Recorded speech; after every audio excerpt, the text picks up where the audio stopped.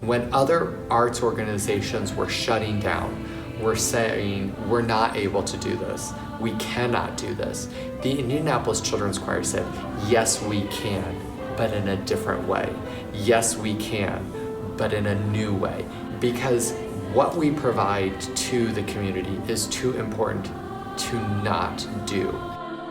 What they all were telling me is, get ready, prepare. Our greatest asset and our biggest strength is bringing people together in community. And now that was the thing that hurt us the most and would hurt people.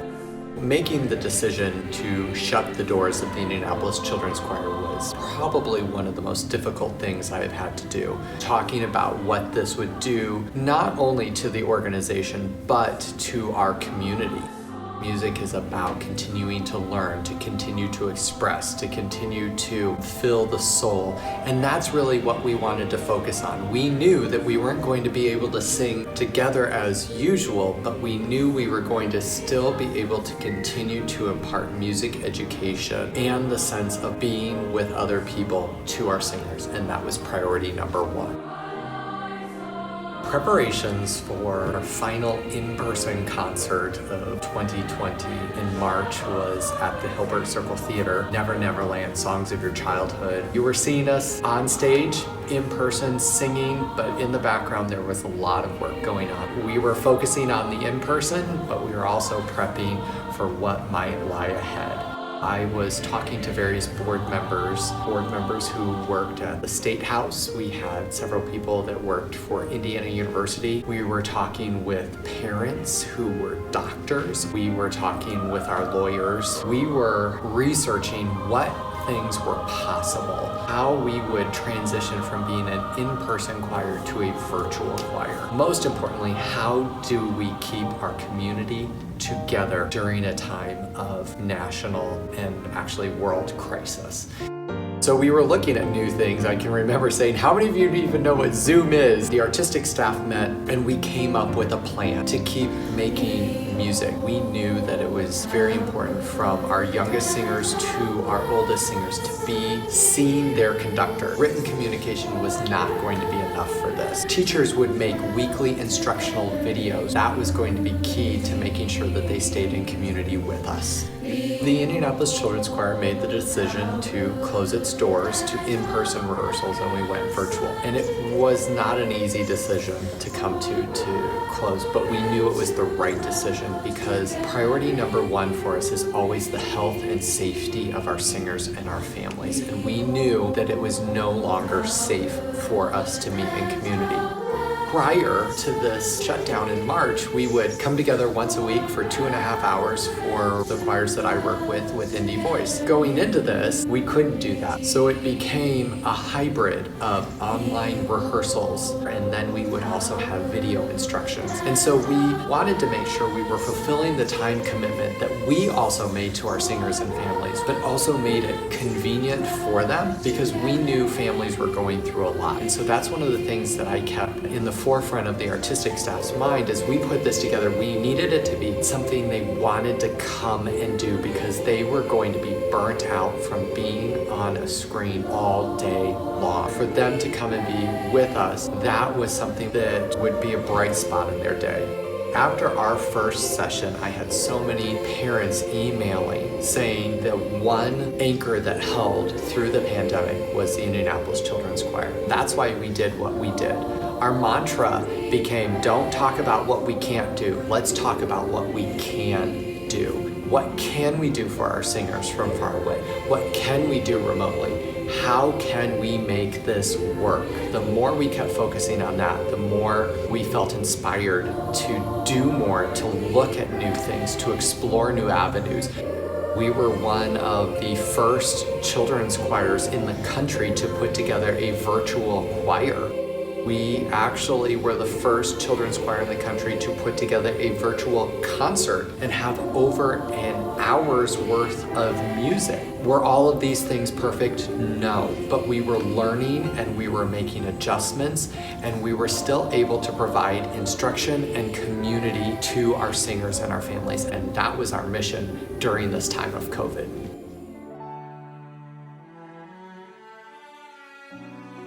Most people would think that after we got through those final 8 weeks and we had done auditions, placed students, that we would be able to take a breather. We actually used it as a time to really dig down and plan and learn.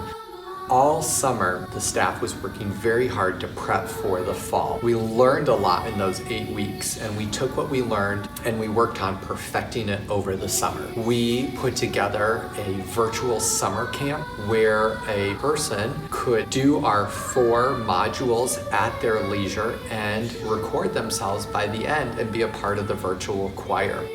We also held a virtual symposium. With our symposium, we were told by many of our teachers that it was one of the best sessions that they were able to go to. And one of the things that they kept saying was they felt a sense of community even though they were not physically together. I attribute much of that to the WebEx team's ability to pull people together. And it became a wonderful tool that we were using and perfecting over the summer. We started working with them on creation of music mode, and we were just very, very happy with the work we were able to do. We then took our summer camp reach and the teacher symposium and looked at how do we take that model into our fall season as we prepared to reopen. We didn't know, was it going to be fully in person? Was it going to be a hybrid? Was it going to be only online? And so we were ready for whatever came about.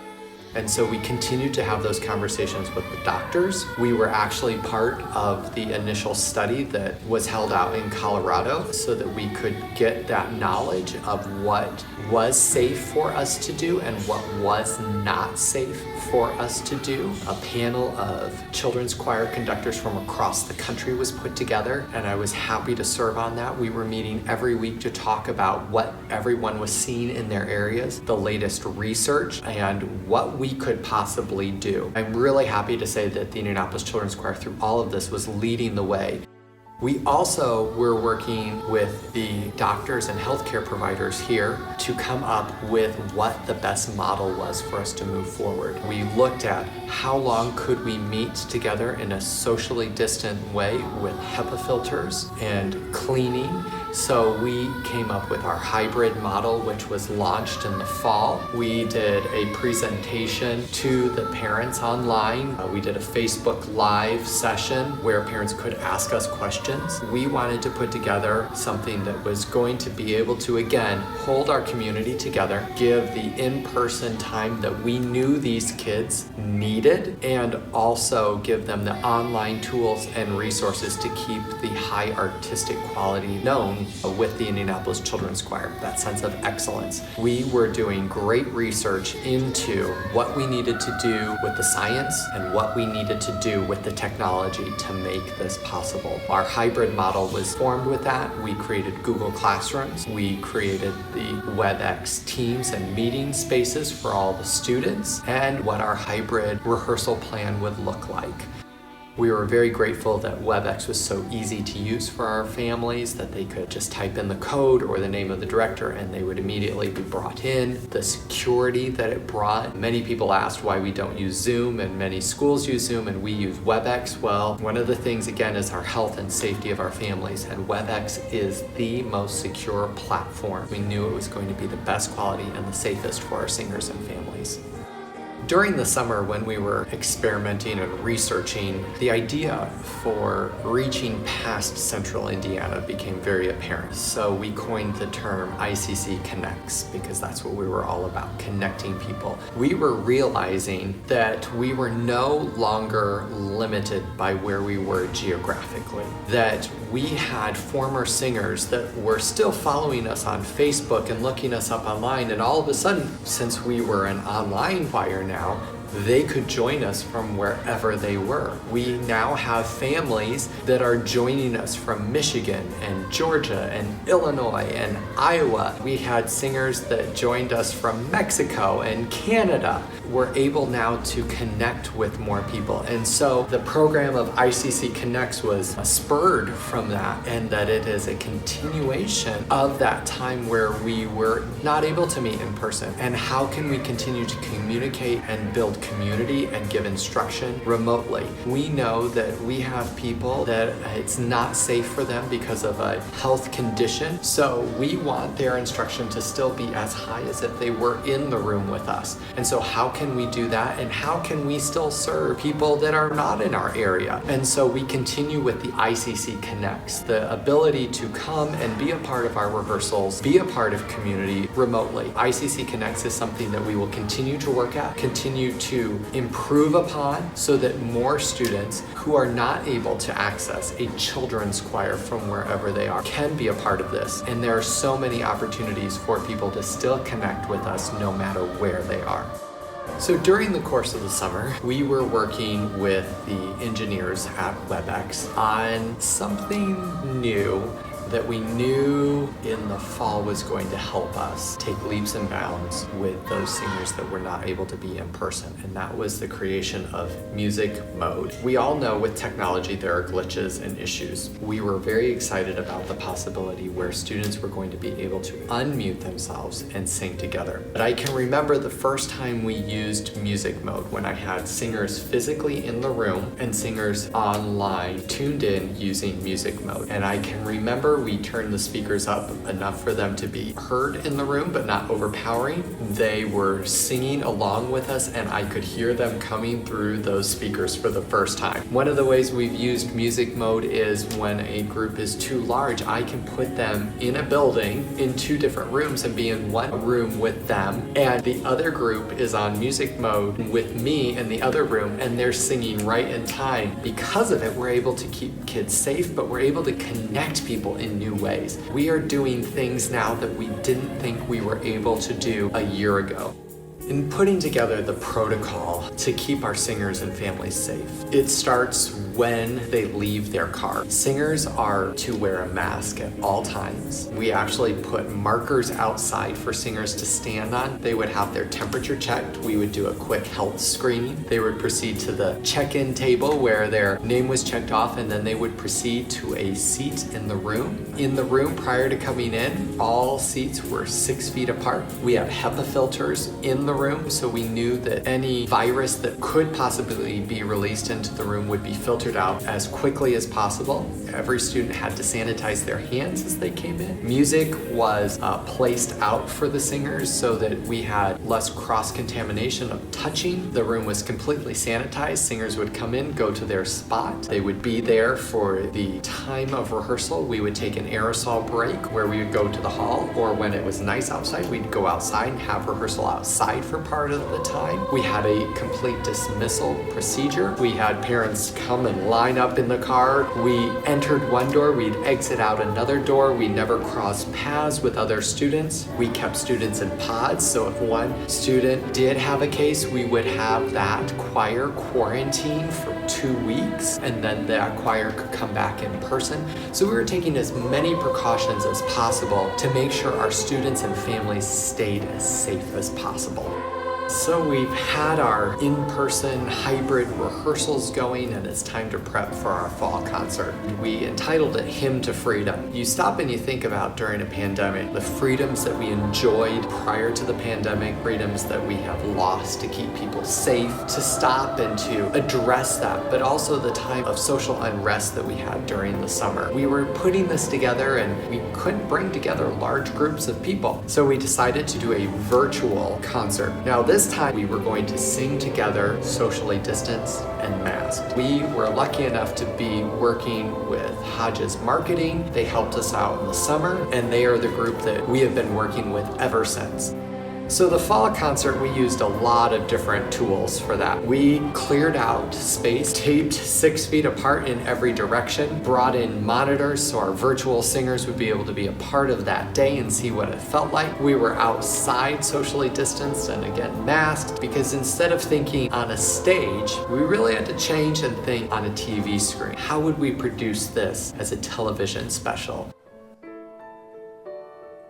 Now, the holiday concert was very different than the fall because cases were rising. The number of students we could put in a room together decreased significantly. We had to limit the amount of time that we could even be in a room. We would need to take breaks, air out the space, clean the space, go back and record again. So our recording day went from one long day to 2 full weekends of recording, plus location shoots throughout Indianapolis. We also moved up this recording date by several weeks because we knew a shutdown was coming. The staff of the Indianapolis Children's Choir was absolutely incredible, and we focused again on not what we can't do, but what can we do. And I have to say that our holiday concert was actually nominated for 5 regional Emmys, and it is probably some of the best work I think we have done in a very, very long time. Another shelter-in-place came prior to the holiday. After Thanksgiving, many schools went all virtual. They didn't go back in person, and the Indianapolis Children's Choir did not go back in person. When we did shut down after Thanksgiving, all we had to do was send out a note to our singers and families that we were going virtual, and it clicked just like a switch. And I was very, very proud of the ease with which everybody transitioned. And then when we came back in January, we were able to transition back into that hybrid model. Our second semester concert was singing Broadway music, and it really is a bit of a tribute to Broadway. We know that Broadway is still shut down, and so this was a way that we were able to pay tribute to our Broadway story. That music really speaks to our singers. It is music of hope and unification and coming together. It's the ability to say, as we sang in Song from Dear Evan Hansen, "You are not alone," and to be able to make sure that message is still getting out. One of the things that I think we're continuing to look at is that there is a sense of hope, that there is light at the end of the tunnel. Now we're looking at how do we bring back community. It's a time where there is that dawn at the end, and we have to keep looking forward. We can't keep focusing on what we cannot do, but what we can do. And I think that that's one of the things that the Indianapolis Children's Choir has continued to do and provide for this community. The outlet that we provide for our singers and our families is too important. We are too much a part of the fabric of this community that we can't go away.